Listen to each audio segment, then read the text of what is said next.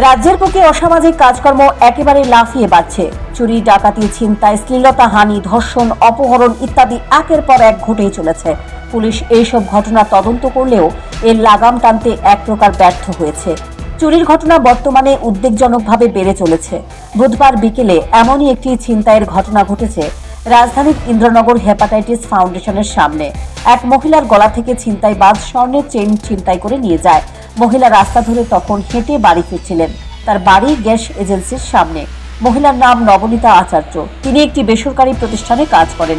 সেই কাজ সেরে তিনি বাড়ি ফিরছিলেন। পেছনের দিক থেকে বাইক নিয়ে এসে এক ছিনতাইবাজ তার গলার চেইন নিয়ে চম্পট দেয়। তিনি পেছন পেছন ধাওয়া করলেও কেউ না আসায় ছিনতাইবাজকে পাকড়াও করতে পারেননি। ঘটনার বিস্তারিত জানিয়ে জিবি ফাঁড়িতে মামলা দায়ের করেছেন তিনি। ঘটনা তদন্তে নেমেছে পুলিশ। কালকে বিকালে আমি অফিস থেকে বাইরে বাড়ির দিকে যাইতেছি, তো এই জায়গার মধ্যে একটা স্কুটি থামানো আছে। এই জায়গাটা হচ্ছে অমৃত স্টোরের ভিতরের গলি, কমলাকান্ত পাড়ার গলি। তো আমার বাড়ি হচ্ছে গ্যাস এজেন্সির উল্টা সাইডে আমার বাড়ি। তো আমি এদিক দিয়ে যাইতেছিলাম, এখানে একটা স্কুটি থামাই না আসলো। আমি জানি কি ভাবতে ভাবতে এরকমভাবে হাইটটা ওই জায়গাটা অব্দি গেছি পরে একটা বাইক লয়ে একটা ছেলে আইছে, ফুল হেলমেট পরা, গ্লাস নামানো না, গ্লাসটা উঠাই নেই, মুখটা ঢাকায় না, ফুল হেলমেট পরা, হলুদ কালার একটা টি শার্ট পরে নাছিল।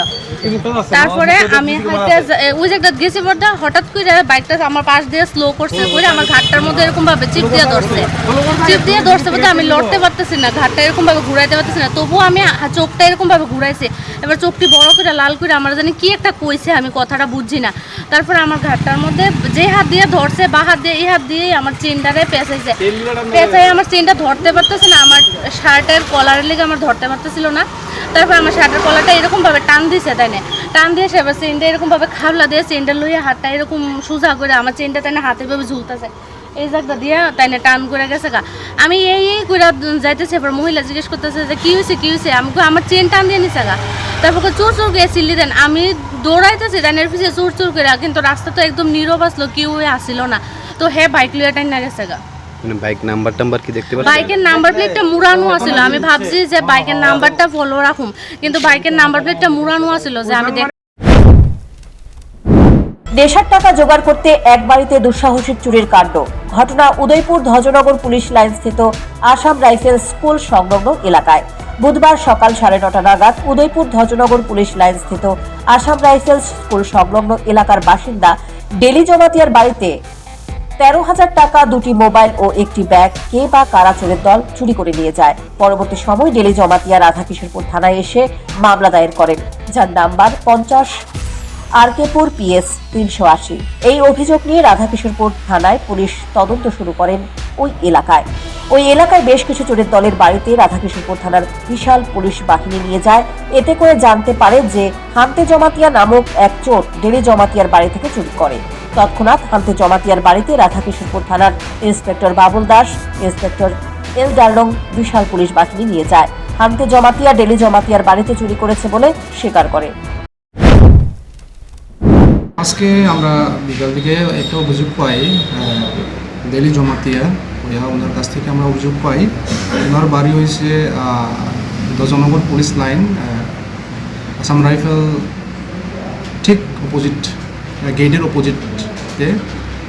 তাদের কাছ থেকে আমরা একটা অভিযোগ পাই সে সকাল 9:30 নাগাদ ওনারা বাড়িতে চোর ঢুকে 2টা মোবাইল আর ক্যাশ রুপিস 13,000 চুরি করে নিয়ে যায়। এই অভিযোগটা নিয়ে আমরা FIR নিলাম। FIR-এর কেস নাম্বার হচ্ছে 50, কেস নাম্বার 50 আরকেপুর PS, আর সেকশন হচ্ছে 380। এই অভিযোগ নিয়ে আমরা তদন্ত শুরু করার পরে আমরা বিভিন্ন সায়েন্টিফিক্যালি আর বিভিন্ন সিস্টেম আমরা যখন তদন্ত করি, আমরা এই টাকা যে চুরি যে হচ্ছিল এই টাকা আর মোবাইল আমরা উদ্ধার করি একজন হান্তে জমাতিয়ার কাছ থেকে। উনি স্বীকার করলো যে এই জিনিসটা উনি ওনার বাড়ির থেকে। অভিযুক্ত হান্তে জমাতিয়াকে জেলা জজ আদালতে প্রেরণ করা হয়েছে বলে জানিয়েছেন রাধাকিশোরপুর থানার পুলিশ। তাকে জিজ্ঞাসাবাদ করে এই চক্রের সঙ্গে যুক্তদের গ্রেপ্তার করতে পারবে বলে আশাবাদী police. Bureau report, news prime Tripura. প্রতি বছরের ন্যায় এবারও হতে চলেছে the biggest admission expo 11th edu hub education fair 2024। স্থান এগিয়ে চলো শঙ্খ, মেলার মাঠ, আগরতলা। চলবে 8 জুন এবং 9 জুন। সময় বিকেল 4টা থেকে রাত 9টা পর্যন্ত। যোগাযোগ 9774033031 অথবা 9774413593।